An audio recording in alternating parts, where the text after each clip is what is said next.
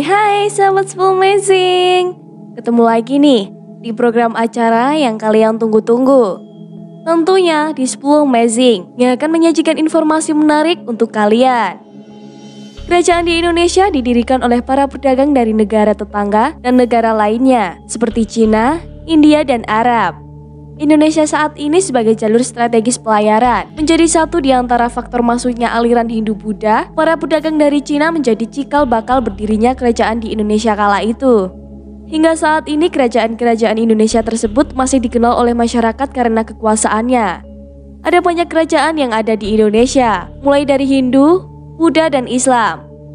Nah, penting mengetahui kerajaan-kerajaan yang pernah ada di Nusantara. Kali ini kita akan membahas 10 kerajaan di Indonesia. Langsung saja simak informasinya, check it out.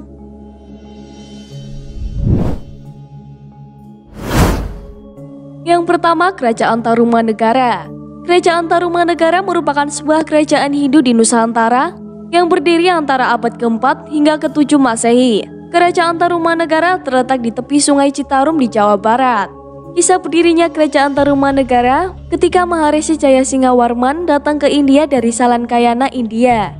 Setelah diterima oleh Raja Dawawarma VIII di Kerajaan Salakanagara, ia menikah dengan salah satu putrinya. Jayasingawarman kemudian memperluas wilayah kekuasaannya dan mendirikan Kerajaan Tarumanegara pada tahun 358 Masehi. Raja Jayasingawarman memerintah selama 24 tahun, yaitu pada tahun 358 hingga 382 Masehi.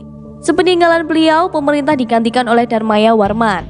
Kerajaan Tarumanegara mencapai kejayaannya pada masa pemerintahan Purnawarman Raja ketiga. Pada tahun 357 Masehi, Purnawarman membangun ibu kota kerajaan lebih dekat ke pantai. Maharaja Purnawarman adalah seorang raja pemberani, bijaksana, dan sangat peduli terhadap kehidupan rakyatnya.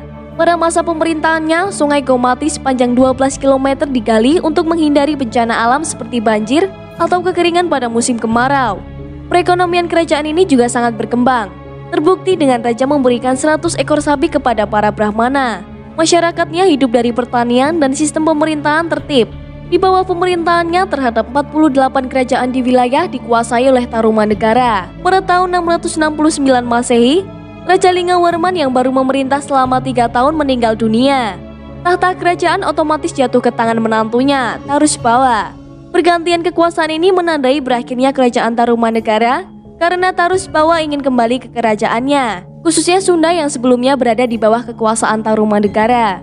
Akibat peralihannya kekuasaan kerajaan Sunda, kerajaan Galuh tidak setuju dan memutuskan untuk memisahkan diri. Dengan demikian wilayah kerajaan kuno Tarumanegara kemudian terpecah menjadi dua, yaitu Kerajaan Sunda dan Kerajaan Galuh dengan Sungai Citarum sebagai perbatasannya.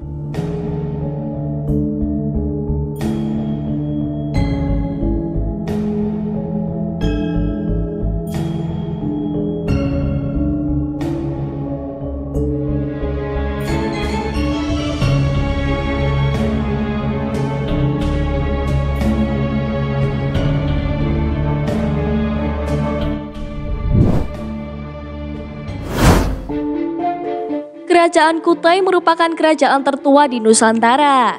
Kerajaan ini terletak di tepi Sungai Mahakam di Muara Kaman, Kalimantan Timur dekat dengan kota Tanggarong. Sejarah kerajaan Kutai dimulai pada tahun 400 Masehi, ketika didirikan oleh Raja Kudungga, keturunannya yang kemudian menjadi raja, yaitu Raja Mulawarman dan Raja Aswawarman, mempunyai pengaruh yang kuat terhadap kebudayaan Hindu di Hindia. Prasasti Yupa menunjukkan kerajaan Kutai mencapai puncak kejayaannya pada masa pemerintahan Mulawarman.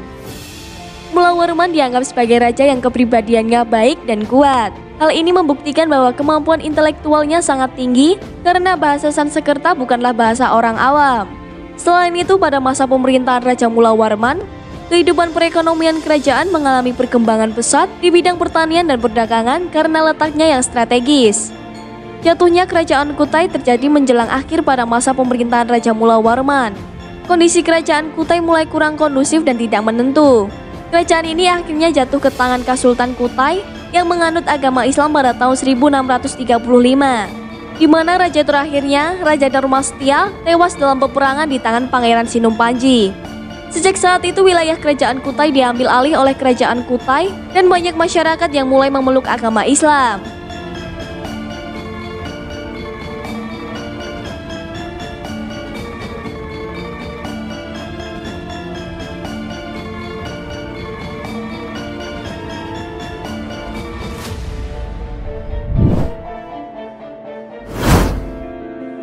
Kerajaan Sriwijaya merupakan salah satu kerajaan Nusantara yang pernah berjaya. Kerajaan Sriwijaya saat itu dikenal dengan sebutan kerajaan maritim terbesar. Menurut catatan sejarah, lokasi kerajaan ini berada di Pulau Sumatera bagian selatan dekat Sungai Musi di Palembang. Kata Sriwijaya berasal dari bahasa Sanskerta, yaitu kata Sri yang berarti cahaya atau pancaran, dan kata Wijaya yang berarti kejayaan atau kemenangan. Secara bersama-sama, Sriwijaya berarti kemenangan gemilang. Didirikan pada awal abad ke-7 Masehi, kerajaan ini menguasai jalur perdagangan utama di Selat Malaka dan menaklukkan beberapa kerajaan lain di Pulau Jawa. Puncak kejayaan kerajaan Sriwijaya dicapai pada masa pemerintahan Raja Balaputradewa.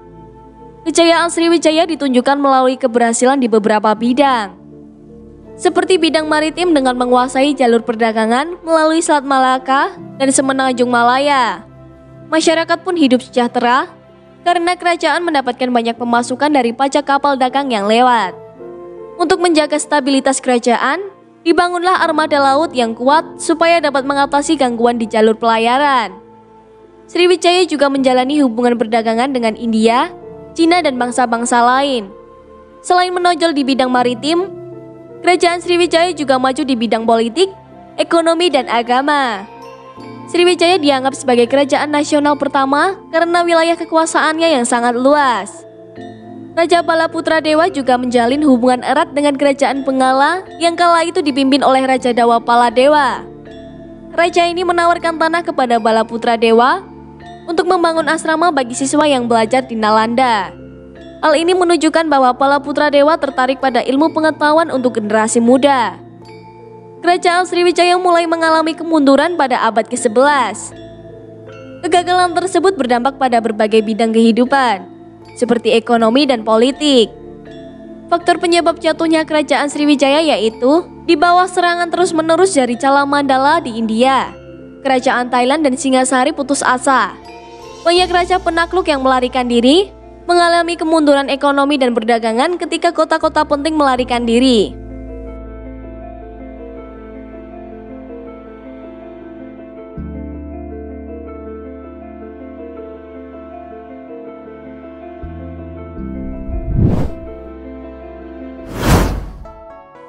Kerajaan Mataram kuno merupakan sebuah kerajaan Hindu-Buddha yang didirikan di Jawa Tengah bagian selatan pada abad ke-8. Kemudian dipindahkan ke Jawa Timur pada abad ke-10. Di Jawa Tengah, lokasi kerajaan Mataram kuno konon terletak di bumi Mataram.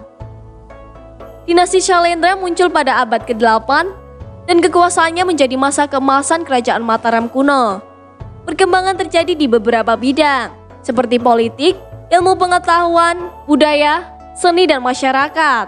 Raja pertama kerajaan Mataram kuno dinasti Syailendra adalah Sri Dharmatungga. Pada masa pemerintahannya, wilayah kekuasaannya konon mencapai Semenanjung Malaka. Setiap kali raja berganti, status Mataram kuno semakin megah dan terkenal. Sri Dharmatungga digantikan oleh Syailendra, yang berhasil menaklukkan Chenla atau Kamboja. Kemudian kerajaan Mataram kuno diperintahkan oleh Samaratungga. Pada masa itu seni sangat berkembang dan dibangunlah Candi Borobudur. Kerajaan Mataram kuno akhirnya bersatu setelah perkawinan Rakai Pikatan dari dinasti Sanjaya dan Pramodawardhani dari dinasti Syailendra. Kekuasaan kerajaan Mataram kuno pertama kali dipegang oleh Raja Sanjaya yang bergelar Rakai Mataram Sang Ratu Sanjaya. Dibuktikan dengan prasasti Canggal dan Carita Parahyangan. Raja Sanjaya dikenal sebagai raja yang bijaksana, cakap, adil, dan taat dalam beragama. Di bawah pemerintahannya, wilayah kerajaan Mataram kuno meluas dan penduduknya menjadi makmur.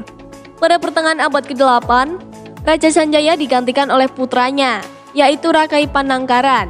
Sepeninggalan Rakai Panangkaran, kerajaan Mataram kuno terpecah menjadi dua. Dinasti Sanjaya memerintahkan kerajaan Hindu kuno Mataram di utara Jawa Tengah. Sementara dinasti Syailendra memerintahkan kerajaan Mataram kuno bercorak Buddha di Jawa Tengah bagian selatan.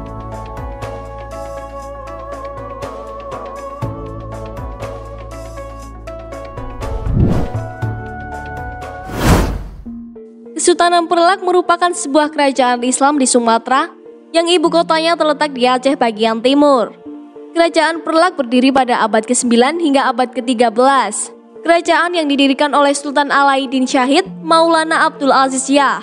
Dianggap sebagai kerajaan Islam tertua di Nusantara, bahkan dari Asia Tenggara. Pada tahun berdirinya kerajaan Perlak, dimulai ketika rombongan dakwah bernama Nakhoda Khalifah dari Mekah tiba di Perlak pada tahun 800 Masehi untuk berdagang dan menyebarkan agama Islam. Salah satu anggota kelompok tersebut adalah Syahid Ali Muktabar bin Muhammad Dibai bin Imam Ja'far Al-Shadiq. Berkat dakwahnya yang menarik, mereka berhasil membuat masyarakat setempat masuk Islam. Selain itu, beberapa anggota mulai menikah dengan warga sekitar, termasuk Syahid Ali Al-Muktabar. Kerajaan Perlak terkenal dengan penghasil kayu perlak. Kayu berkualitas tinggi yang digunakan untuk pembuatan kapal. Produk-produk alami ini menarik para pedagang dari Gujarat, Arab, dan India, mengubah kerajaan Perlak menjadi pelabuhan perdagangan yang berkembang. Kondisi ini pula yang mendorong terjadinya perkawinan antara pedagang Muslim dengan warga sekitar yang akhirnya menjadi Perlak sebagai pusat penyebaran Islam di Nusantara. Kerajaan Perlak kemudian mencapai puncak kejayaannya pada masa pemerintahan Sultan Makhdum Alauddin Malik Muhammad Amin II. Pada masa pemerintahannya, kerajaan Perlak mengalami kemajuan pesat, terutama dalam bidang pendidikan Islam dan perluasan dakwah. Saat berkuasa, Sultan Makhdum Alauddin Malik Muhammad II menikahkan putrinya, Putri Gagang Sari, dengan Raja Kerajaan Samudra Pasai, Malik Al-Salih. Kerajaan Perlak berakhir setelah wafatnya Sultan ke-18. Sultan Makhdum Alauddin Malik Abdul Aziz Johan berdaulat pada tahun 1292 Masehi.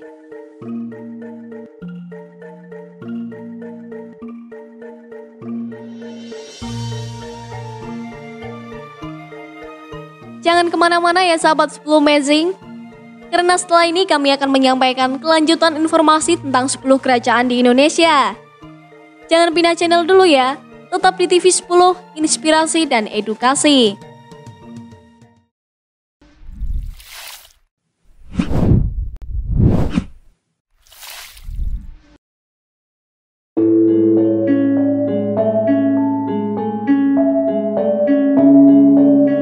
Kembali lagi di 10 Amazing. Kita lanjut lagi ya dengan 5 kerajaan di Indonesia berikutnya. Langsung saja simak informasinya. Check it out.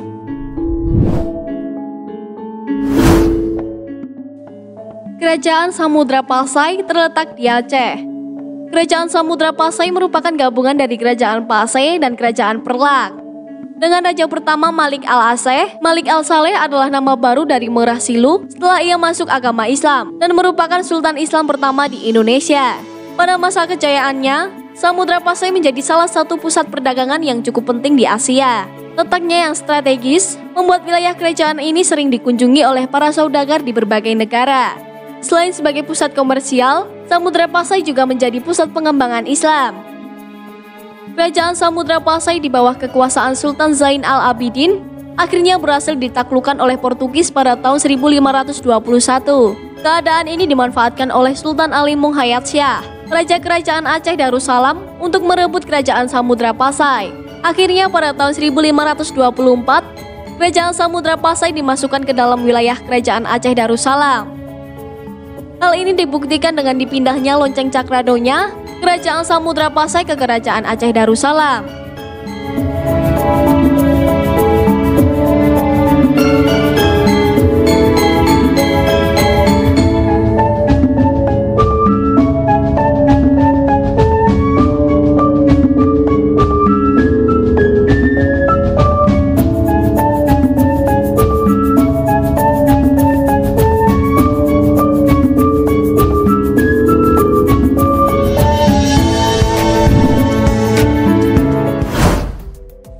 Kerajaan Kediri adalah sebuah kerajaan pada masa Hindu-Buddha pada tahun 1045.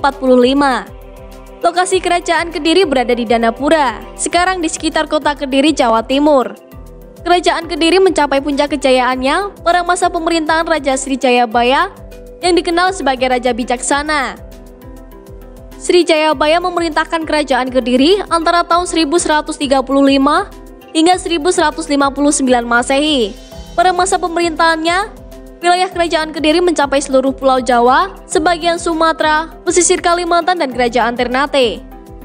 Dengan wilayah kekuasaannya yang luas, terlihat jelas bahwa kerajaan Kediri mempunyai armada laut yang sangat kuat. Kerajaan Kediri juga terkenal di Tiongkok. Hal ini ditunjukkan oleh tulisan saudagar bernama Tauku Fei yang menggambar ciri-ciri masyarakat pada kerajaan Kediri. Pada masa Sri Jayabaya, pemerintahannya bersifat sistematis, di mana hukum diterapkan secara adil dan tegas. Raja Kediri terkenal dengan ramalannya Sri Jayabaya atau Jayabaya tentang Indonesia. Penyebab runtuhnya kerajaan Kediri karena pada masa pemerintahan Kertajaya ingin dihormati dan disembah sebagai dewa. Saat itu keinginan Ken Arok untuk menjadi raja sangat kuat. Akhirnya Ken Arok berhasil mengalahkan Kertajaya pada tahun 1222. Penyerangan dilakukan di daerah bernama Ganter. Dengan ini kerajaan Kediri mulai hancur.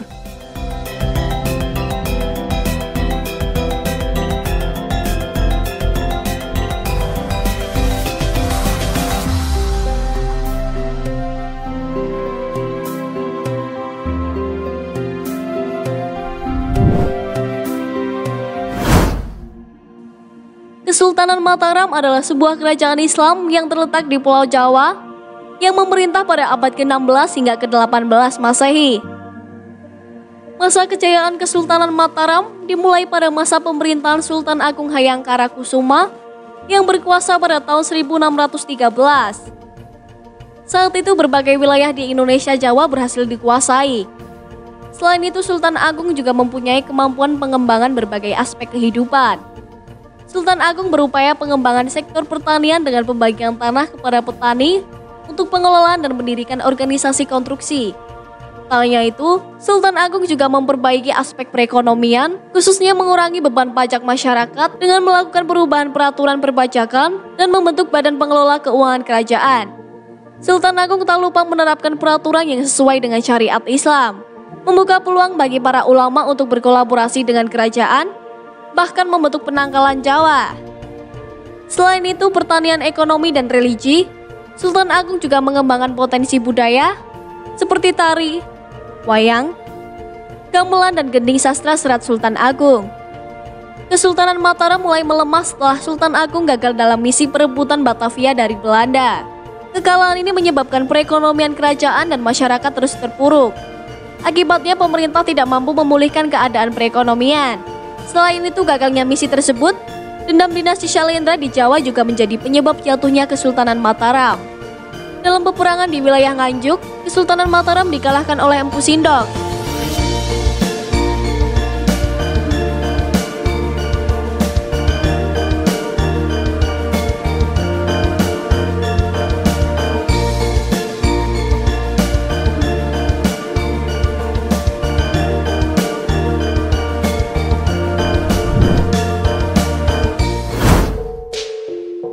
Kerajaan Demak adalah kerajaan Islam pertama di Indonesia yang berdiri pada tahun 1481 Masehi.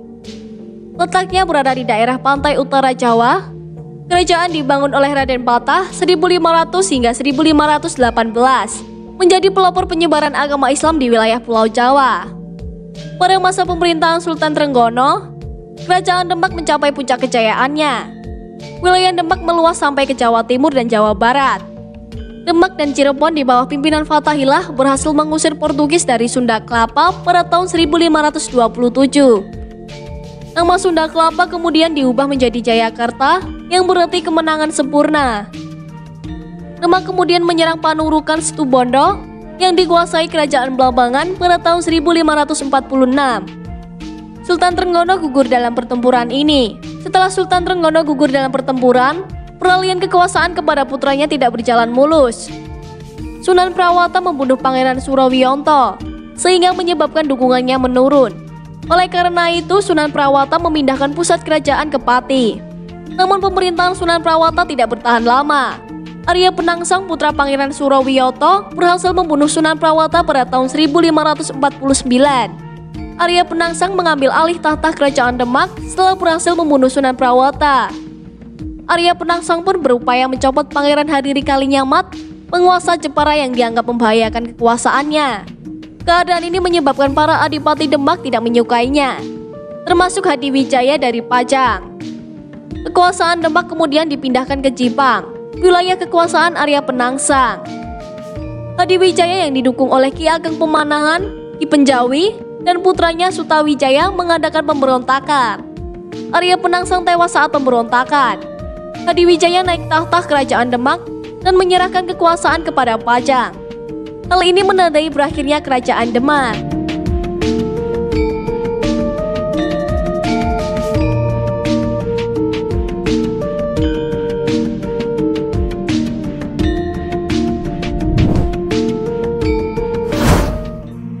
Kerajaan Majapahit merupakan kerajaan Hindu-Buddha terakhir di Nusantara yang berdiri pada abad ke-13 hingga abad ke-16.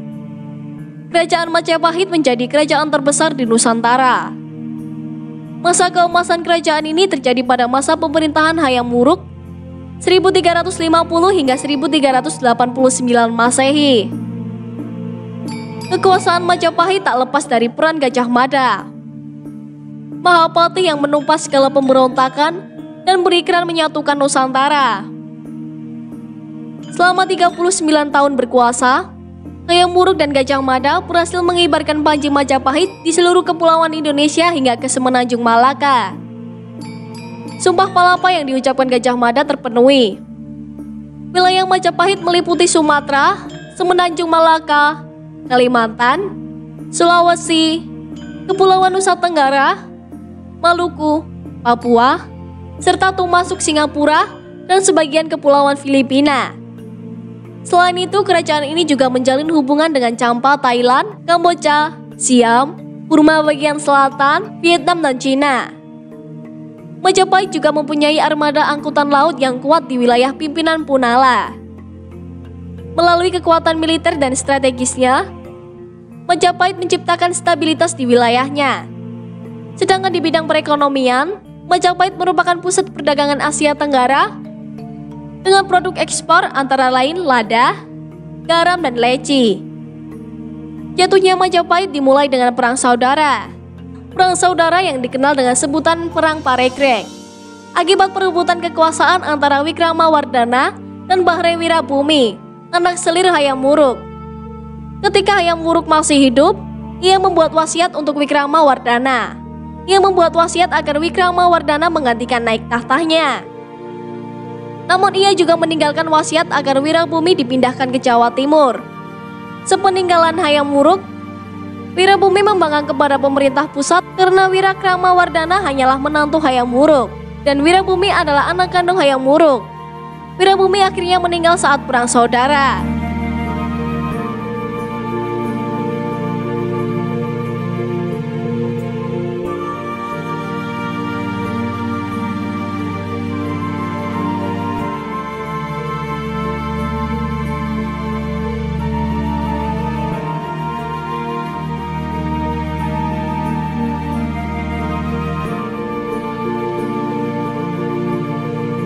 Itu tadi 10 kerajaan di Indonesia. Tak terasa, 10 Amazing sudah menemani kalian.